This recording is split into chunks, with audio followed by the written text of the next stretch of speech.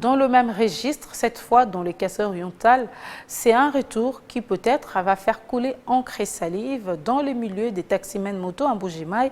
Les agents de transport et voies de communication sont de retour sur les artères de la ville. Une reprise qui intervient après environ 2 ans d'interruption. Leur mission sur terrain serait la réglementation des transports de personnes et des biens, mais aussi la perception des taxes en faveur de la ville et de la province en général.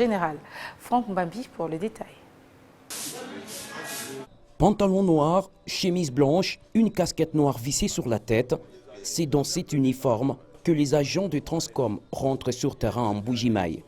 Une nouvelle tenue pour leur identification, conformément à la réglementation du secteur de transport en RDC. Outre le contrôle du transport de personnes et de biens, ces agents de Transcom sont appelés à renflouer la caisse de la mairie, ainsi que l'indique Faustin Mukendi, chef du service urbain de transport en Mbuji-Mayi. Nous sommes division provinciale de transport et voies de communication. Nous avons reçu les assignations, c'est-à-dire notre montant.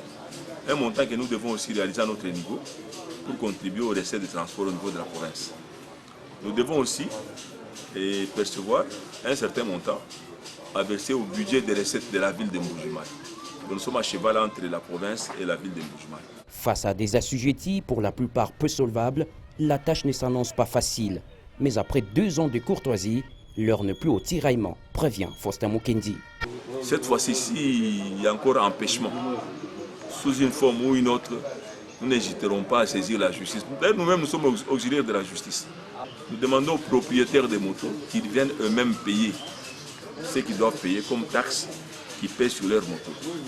La seule taxe pour les chauffeurs, c'est le permis de conduire tous les 5 ans. Mais les taxes courantes, les trimestrielles, les semestrielles, les taxes annuelles, c'est dans le patrimoine du propriétaire. On a donné plus ou moins 2 ans, beaucoup de l'Onox Mobitari, et la récréation vient de se terminer. Venez payer. Le bouclage a déjà commencé. Avec un charroi automobile de plus de 5000 motos, le secteur de transport est une source non négligeable de revenus pour la province et la ville.